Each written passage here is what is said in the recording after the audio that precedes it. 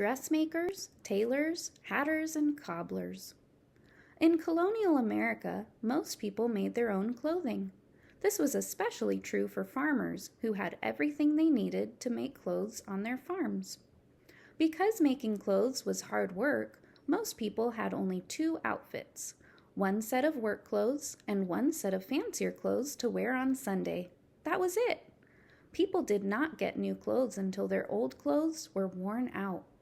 Some farmers and their families had the money to buy clothing instead of making it themselves, so they would take a trip to town when they needed new clothing. There they would find several different people who specialized in making different things: the dressmaker, the tailor, the hatter, and the cobbler. In the old days, there were no racks full of dresses for women to try on. It took a lot of time for a dressmaker to make a dress, so she wanted to make sure someone would buy every dress made. And it cost a lot of money to buy a dress, so a farmer's wife wanted to choose the exact color and style she wanted. The dressmaker might display one or two dresses in the shop window, but most dresses had to be made to order. If a woman was very wealthy, she might even order a dress from England. When a woman came in looking for a new dress, the dressmaker might show her some patterns designed according to the latest fashions.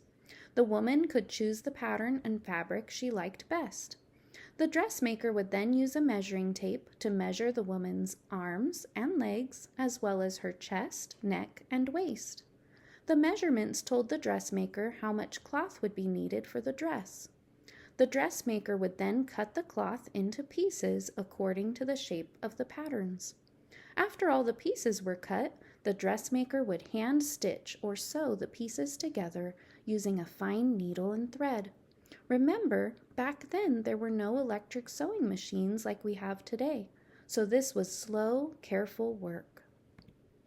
Finally, the dressmaker might add fancy finishing touches, like hand-knitted lace or embroidery around the collar or hem of the dress.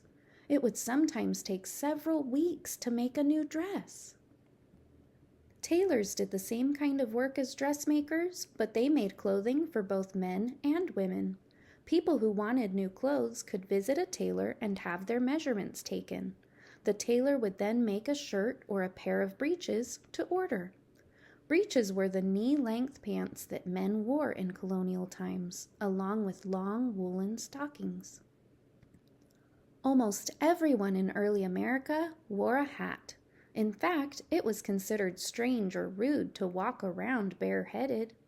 Men wore hats with brims, and women wore soft bonnets. People wore hats to keep their heads warm and dry, to keep the sun out of their eyes, and to protect the expensive wigs they frequently wore. People who made men's hats were called hat makers or hatters. Men's hats were made out of beaver skin, wool, or camel fur, and were fastened together with glue that the hatter mixed himself. As with clothing, people could not simply walk into a hat shop and walk out with a hat on the same day.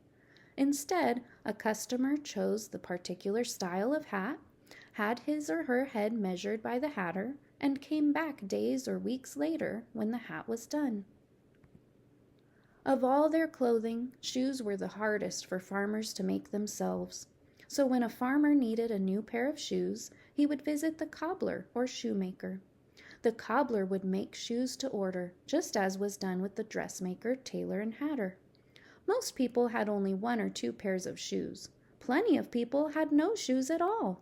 Poor farmers and their families didn't wear shoes for most of the year. If a farmer did have shoes, he might wear the same pair of shoes every day for months. As a result, shoes wore out quickly. Most farmers could not afford to buy a new pair of shoes very often. So instead of buying new shoes, they would take their old shoes to the cobbler to have them patched or repaired. Cobblers spent as much time fixing old shoes as they did making new ones. The shoemaker used many specialized tools for his trade. In early America, most shoes were made out of leather, which comes from the dried hide or skin of a cow. There were two parts to a shoe, the sole and the upper, both made from leather. The sole was the bottom of the shoe, and the upper was the top part of the shoe. Just like a dressmaker or tailor, the shoemaker would take measurements, cut the leather, and then use a needle and thread to sew the pieces together. Making clothes, hats, and shoes was hard work.